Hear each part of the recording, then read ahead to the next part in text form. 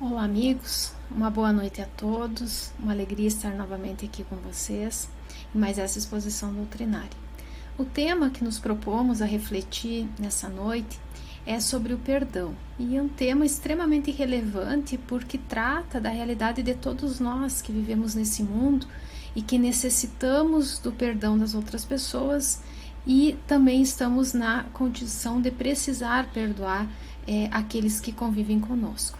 Então, para servir de embasamento para essa nossa reflexão, nós vamos utilizar o capítulo 17 do Evangelho segundo o Espiritismo, que então vai ter esse esclarecimento fundamental que nos auxiliará nessa noite.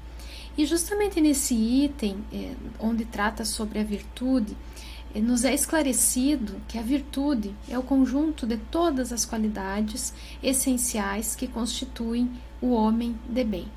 E os espíritos nos colocam nesse momento que a virtude, que o perdão, ele é de fato uma virtude.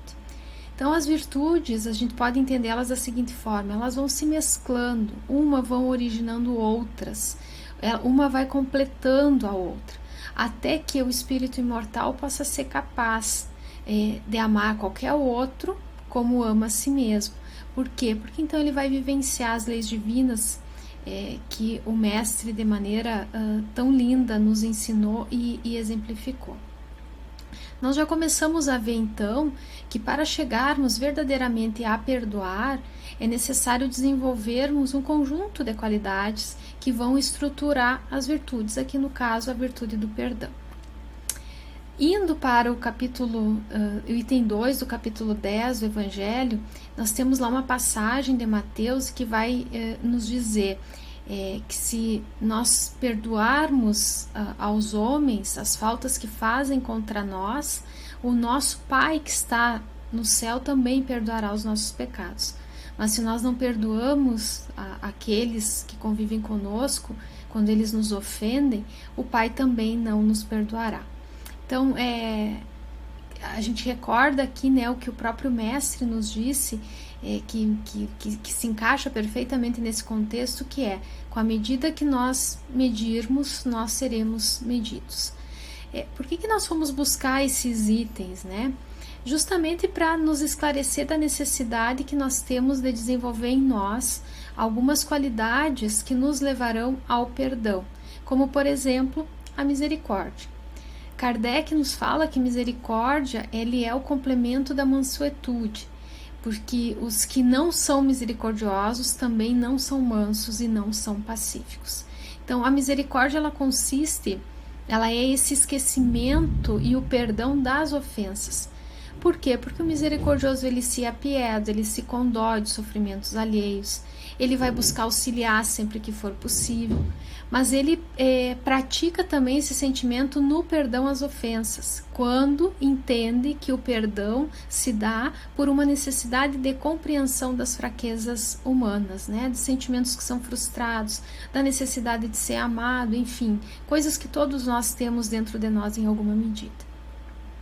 Nesse mesmo capítulo 10, lá no item 15, a gente tem uma parte, né, numa fala de Paulo apóstolo, em que ele vai dizer que existem 3 tipos de perdão. Então, perdoar os inimigos é pedir perdão para si próprio, perdoar os amigos é dar uma prova de amizade, e perdoar as ofensas é mostrar-se melhor do que era. Então ele nos orienta que nós perdoemos os nossos amigos a fim de que Deus nos perdoe. Porque se nós formos duros, se nós formos exigentes, se nós formos inflexíveis, se nós usamos de rigor até para uma questão muito leve, para uma questão muito corriqueira, como é que nós vamos querer que Deus se mostre misericordioso para conosco com a nossa própria necessidade de indulgência? Então é o questionamento que o apóstolo coloca. E Kardec vai nos trazer também 2 maneiras de perdoar. Uma, ele destaca, é generosa, sem segunda intenção, que evita humilhar o ofensor. Ele trata o ofensor com delicadeza, com sinceridade, minimizando a má ação, demonstrando que compreende como aquela pessoa se sente, né, enquanto alguém que é passível de erro, alguém que está em processo evolutivo. O exemplo que nós temos desse tipo de perdão foi aquele nos dado por Jesus, né? Que mesmo tendo sido injustiçado, crucificado, tendo sido conduzido à forma mais infame de morte, ele ainda, no último momento, ele ainda pede que o Pai perdoe porque aquelas pessoas não sabiam o que estavam fazendo. Então esse é o primeiro tipo de perdão que Kardec destaca. A outra maneira que existe também é perdoar com exigências, perdoar com condições humilhantes, então estabelecendo condições para que o perdão seja dado. E esse tipo de perdão ele realça, né, a falta do outro e também a generosidade daquele que está perdoando. Esse tipo de perdão nada tem a ver com o perdão ensinado por Jesus, porque é uma maneira, se nós formos analisar bem, de satisfazer o orgulho, o nosso orgulho, né, que a gente julga que foi ofendido. Então, racionalmente, é fácil para nós dizer que está tudo esquecido, que nós desculpamos, que nós compreendemos, mas profundamente, emocionalmente, nós sabemos que não é bem assim. O nosso sentimento em relação àquele que nos contraria, ele vai se modificando conforme o grau da ofensa que nos faz. Então, perdoar misericordiosamente é olhar para o ofensor, é afastar de nós o máximo possível a mágoa, o ressentimento e tentar auxiliar aquela pessoa sempre que houver oportunidade, exatamente como nós faríamos, né, como uma pessoa querida.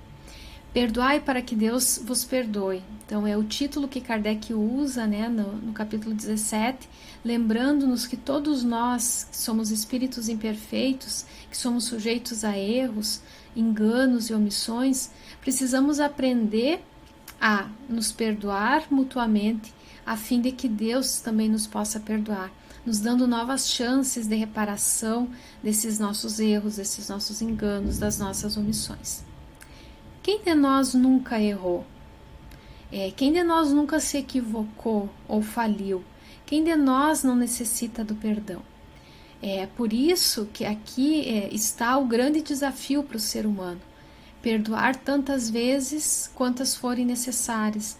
Por quê? Porque nós precisaremos de muito perdão, porque os nossos erros são inúmeros. Tem uma passagem no livro Ilumina-te de Joana de Ângeles, né, a mentora do Divaldo Franco, em que ela nos diz que a natureza dos nossos relacionamentos, né, que é próprio da nossa condição de espíritos imperfeitos, que vão ocorrer uma série de desafios, de obstáculos, em relação à afeição, em relação ao respeito, que é comum nós termos atritos, né, desconfianças, agressão, animosidade, tudo isso é muito natural do tipo de relacionamento que nós espíritos imperfeitos temos. E como nós nos relacionamos com as pessoas, não é de fato alguma coisa fácil, principalmente por conta dessas nossas diferenças, né? Não há como ocorrer tudo da forma como nós esperamos. Existem os desencontros, existem as diferenças, as percepções diversas, né, sobre uma determinada situação, aqueles momentos em que nós somos contrariados. Então, para dar conta de tudo isso, resta a nós desenvolvermos as qualidades que nós sabemos que são essenciais para a boa convivência, como a brandura, a passividade, ou a pacificidade, né? A misericórdia, a moderação, a indulgência, para chegarmos até ao perdão, sempre que essas situações tomarem uma dimensão muito, muito grande. Há muitos de nós que nem cogitam da necessidade do perdão, né, para se atingir a felicidade. Por isso que Kardec vai afirmar que o esquecimento das faltas alheias como consequência do perdão é muito próprio de almas elevadas, que estão acima do mal que alguns quiseram lhe fazer. Então é por isso que essas pessoas são calmas, são caridosas, são mansas e são pacíficas. Se nós pensarmos em quantas dificuldades nós evitaríamos se nós soubéssemos silenciar quando não compreendemos, silenciar quando não concordam conosco, quando não nos compreendem, porque o mais importante a gente tem que entender é aquilo que sai de nós para o outro e não necessariamente o que nós recebemos. a necessidade que nós temos de buscar sempre no Mestre Jesus os indicadores que podem nortear a nossa caminhada para a conquista de fato dessas grandes virtudes. O ensinamento que ele nos deixou de amai-vos uns aos outros, como eu vos amei, é algo que reflete bastante essa realidade. Nós destacamos também a importância do autoconhecimento para desenvolver o perdão como uma norma de conduta em todos os momentos.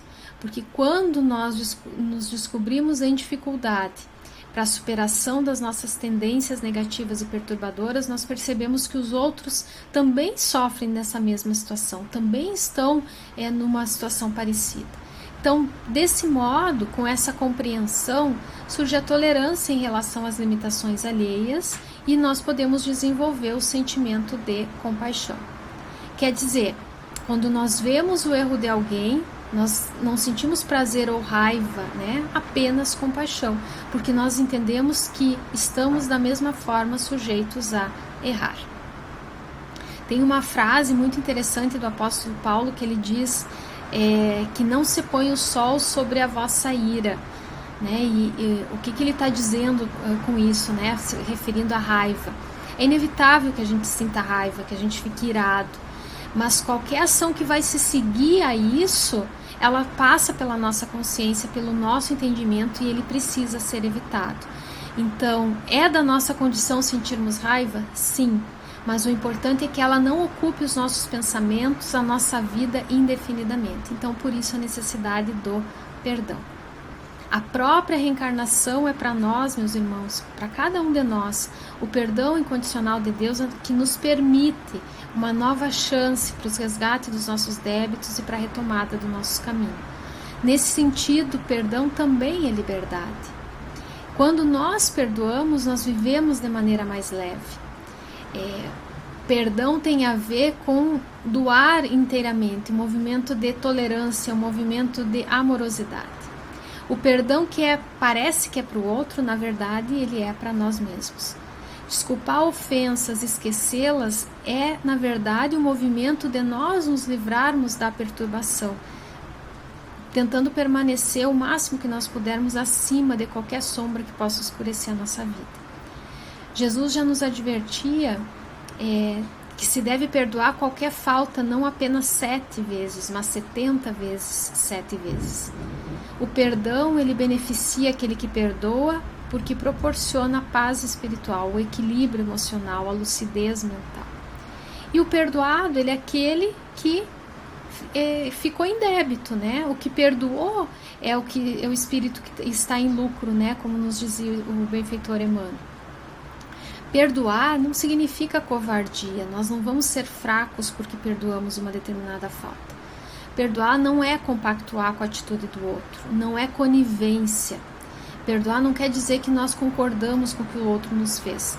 Perdoar não é deixar de sentir dor por aquilo que nos foi feito e também não é esquecimento. O que o Evangelho propõe para nós é lembrar do fato. Talvez até sentir dor novamente, porque às vezes isso é inevitável, mas ressignificar o acontecimento de modo que ele não nos afete mais. Para isso, é preciso coragem para romper com a postura de vítimas que muitas vezes nós nos colocamos e seguir adiante. Por enquanto, vamos tentando, perdoar como podemos. Sabemos que essa não é uma tarefa fácil para nós. É sempre buscando o esforço de fazer o melhor, mantendo sempre em mente que o que nós queremos, o nosso objetivo é, de fato, não precisar mais do perdão, de modo que nós não nos sintamos ofendidos e nem cometamos falta em relação ao outro. Isso é um grande desafio que nós devemos nos propor para alcançar nossa felicidade. Nós merecemos ser felizes, nós merecemos estar de bem conosco mesmos. E merecemos essa paz, essa tranquilidade, essa consciência tranquila de fazer tudo o que esteve ao nosso alcance, ou tudo que estiver ao nosso alcance em relação ao outro. É da lei que tenhamos todo esse universo de bem-estar e de alegria, de felicidade. Só cabe a cada um de nós nos propormos a desempenhar essa tarefa de caminhar em relação à nossa evolução. Jesus nos disse que, nos aconselhou que nós nos reconciliemos com o nosso inimigo o mais rápido possível, né, com o nosso adversário, enquanto nós ainda estamos no caminho com ele.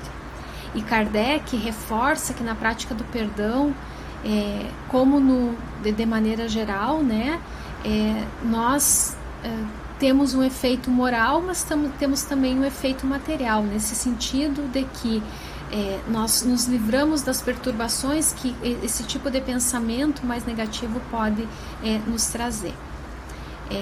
Então, lembramos, né, que o verdadeiro perdão se reconhece muito mais pelos atos do que pelas palavras. E para finalizarmos, né, meus amigos, nós temos aqui uma mensagem, né, que é do nosso benfeitor Emmanuel, que está lá no livro Fonte Viva, em que Emmanuel fala justamente dessa necessidade que nós temos de desculpar, de perdoar sempre. Por mais graves que sejam as faltas do próximo, nós não podemos parar na reprovação. Nós não podemos cristalizar as trevas em nós e opor o serviço da luz. O benfeitor nos orienta que nós sempre procuremos o perdão, que nós sempre procuremos colocar no nosso coração aquilo que nós temos de melhor. Se o mundo está gritando, se o mundo está alarmado, se está escuro, nós precisamos fazer silêncio e esperar. Quando a neblina nos cerca, é a expressão que ele usa, nós paremos, refletimos e esperemos que amanhã o sol volta a brilhar, que essa neblina se dissipa, que a clareza vai voltar a reinar e que a escuridão não pode alterar o nosso entendimento. Então, o conselho que o benfeitor nos deixa, né, de que a bondade, a indulgência, o desculpar incessantemente tem a ver então com os ensinamentos do Cristo. O Evangelho nos ensina que o amor cobre a multidão dos pecados. Quem perdoa esquece o mal e aviva o bem em si mesmo e recebe do Pai da infinita misericórdia, nesse momento de simpatia e de cooperação com o próximo, o alvará da libertação de si mesmo, habilitando-nos a sublimes renovações. Então, meus amigos, com essa reflexão despretensiosa da noite de hoje, desejando que a espiritualidade nos ampare hoje e sempre, agradecemos a escuta pacienciosa e atenta de todos. Uma boa noite.